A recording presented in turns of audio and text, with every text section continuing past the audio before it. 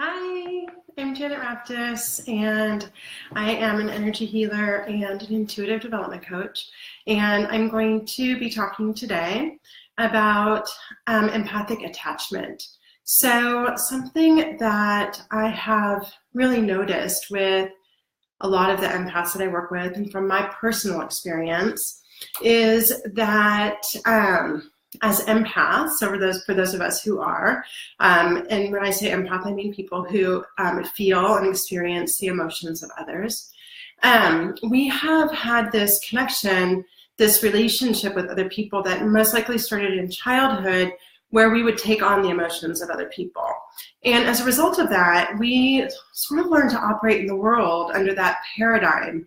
And what would happen or could happen, and does for many of us, is that we start to relate to ourselves in relationship to others, if that makes sense. So it's like how we are able to feel and process and take responsibility for the emotions of others is how we perceive our value a lot of the time. And so this can get wrapped up in a lot of unhealthy relationship patterns. Or relationship codependency would be one way that could work out. And often it ends up in us sacrificing ourselves for the sake of another. And what happens a lot of the time when we start to become aware that we're empaths, because a lot of times we don't know what's going on, or why we're taking on the emotions of others, or what's happening, or why we're feeling so exhausted, anxious, drained, so forth and so on. And so what happens sometimes when we come to this realization, well, I'm an empath, I understand that I'm taking on the emotions of others, we want to change it. But it can be difficult. And the reason it can be difficult is because we have attachments. We have attachments to how we have learned to perceive ourselves, how we have come to understand our value, and how we have learned, how others have learned to perceive us as well. So if we, have those relationships in our lives where the person is always coming to us to unload because that person feels better after they talk to us, but we feel worse. Those people have also become dependent on the uneven energetic exchange, so to speak. And a lot of times this also starts in a family of origin. So it could start with a mother or a father or a sibling or a grandparent, where our empathy is actually developed a lot because we're trying to understand what's going on. This happens a lot in dysfunctional homes, where we are trying to understand how do we tiptoe through this situation, or in the family dynamics, or what's going on, and how can we operate in it. So one of the things that's so important when we start to recognize, okay, I'm an empath, now what am I going to do about it, is to understand our relationship to the attachments that we have. So for instance, it can be really hard. I've talked before about tools such as return to sender, and also understanding, like, is this even mine? So if we're tuning in and we're asking, I went to the grocery store, I felt fine, and now I feel really angry, and we tune in and we're like, okay, is this mine? And then we want to send it back, right? Now, with a stranger, it might be easier. We can just send that anger back to the person, and we can regroup our own energy field and separate and distance ourselves from it. But if it's a family member, it might be harder. So for example, like we just had Thanksgiving, we have Christmas coming up, so we'll be spending a lot of time with our family members in many cases. And so if this dynamic exists where you feel great before you get to your Aunt Judy's house for dinner, and then after you're there with all your cousins and siblings and parents, you start to feel really drained, you might ask yourself, is this mine? And you might even get the answer like, no, this is my cousin Jim's, and this is my Aunt Sally's, and this is my mom's. But if we have become like sort of ingrained or indoctrinated, if it's become our habit, our energetic habit to take on the energy of these people, we might not really know how to give it back. We might have an attachment to holding on to that. And it can be something that's very underlying. It can be very subconscious. And so what I want to recommend is hey Annie, is that when you are in these situations that you start to pay attention. Okay, so I'm recognizing that I am holding on to my mom's anger. right? And you're also starting to recognize, well, wait a minute, why am I having a hard time separating myself from this? So you might want to do like a journaling exercise or a meditation. You might want to do some emotional work where you go in and you really look at, why am I holding on to this? What is the dynamic between me and my mother that necessitates me taking care of her emotionally? And what is it that I'm getting from this relationship? Because we might not recognize that we are, in a way, getting something from it.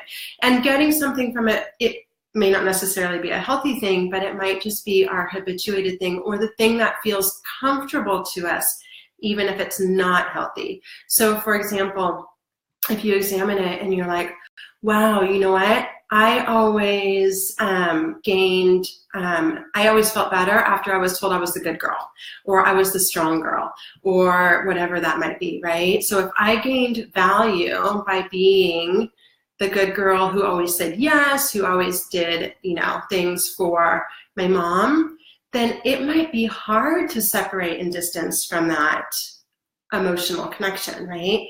So by looking at that and by working with what comes up, and if need be, working with the anger, or really examining, what is it that I'm gaining from it? What is it that my mom's gaining from it? And how can I start to extricate myself from that situation? So you can work on the energetics of it, of disconnecting. But if you have that attachment, even if you disconnect, the attachment will bring you right back into the connection again. A lot of times this is something that needs to be worked with over and over. You need to create a new habit, right? It's awareness. All of this work is awareness. It's awareness. I see what I'm doing. I see that I'm taking on her anger. And then it's, why am I doing that? What is my attachment to it? What am I getting out of it? Am I ready to release that? What would it mean to me to release it? And then actually doing the work, whatever that might be for you, right? So for all of us, it might be a little different. But, do I need to get angry? Do I need to write a letter? Do I need to journal? Whatever it might be. So examining how that would work for you, and then consciously disconnecting and doing those exercises over and over, and just noticing the different patterns that you have with the different people in your life, and where they came from. So if it comes from, for example, if you have that with a partner, so say that you're always taking on your wife or your husband's anger, and you're looking at it and you're like, wait a minute, why am I doing that? But you might see that that attachment actually comes from your family of origin. It might be what the dynamic was between your mother and you, or your father and you. And then with that understanding, you can do a lot towards really releasing it, if that makes sense. So I want to ask if anybody has any questions. I'm going to kind of see if I can scroll through here. I want to leave a few moments for people to ask, and sometimes I miss them, so I'm going to try to be patient with it if anybody does. And of course, you can always leave a question in the comments section afterwards. This is such an important topic because I've really noticed in working with people that there are layers to it. And as empaths, we might be able to get rid of some of the energies very quickly, like the energies with strangers, like I mentioned before.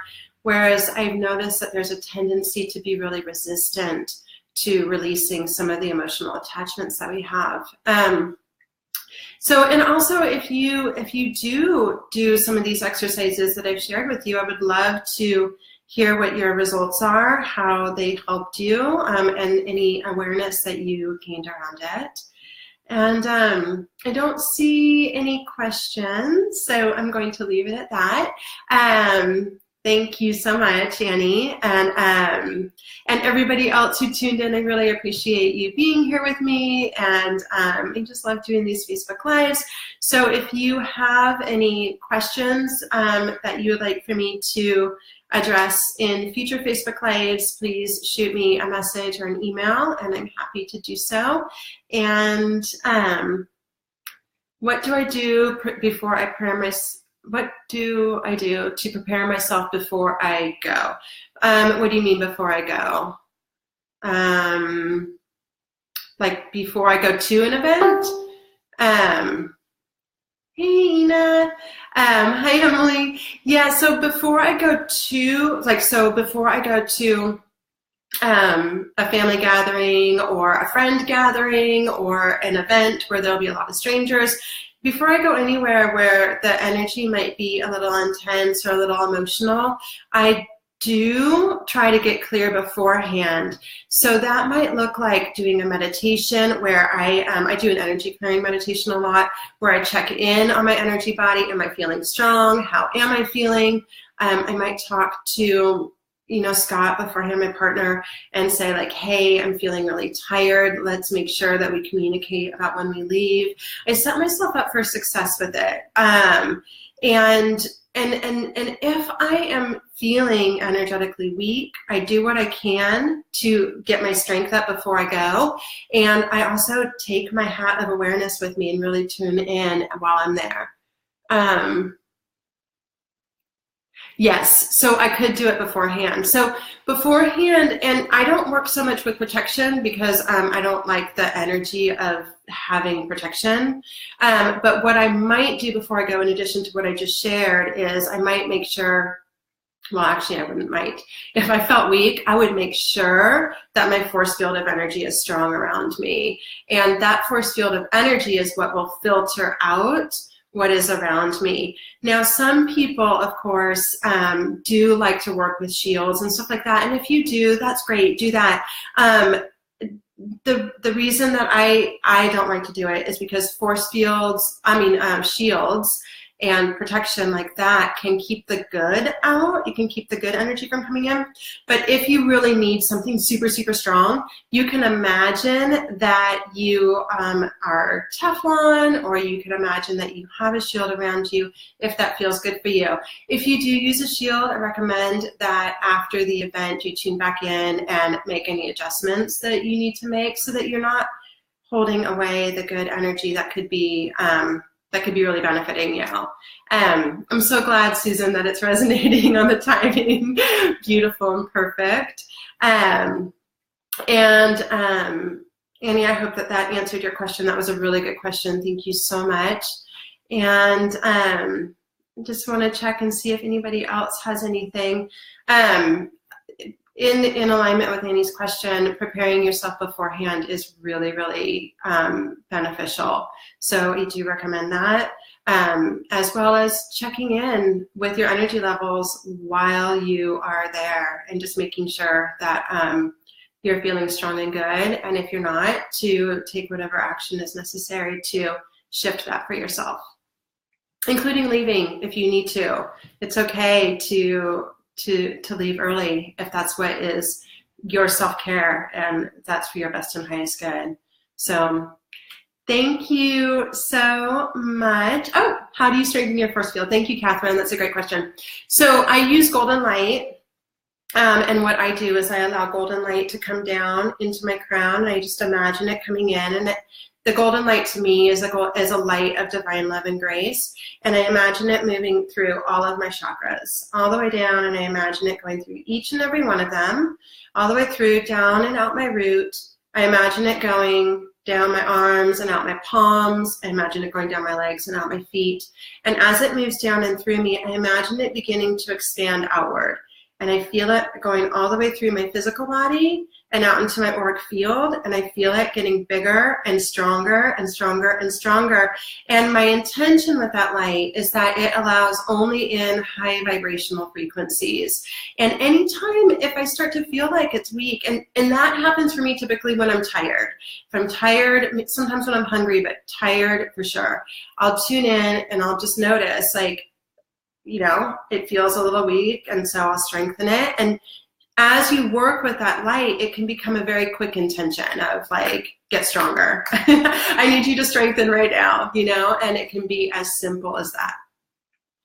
All right. Thank you all so much. Let me see if there's any last question.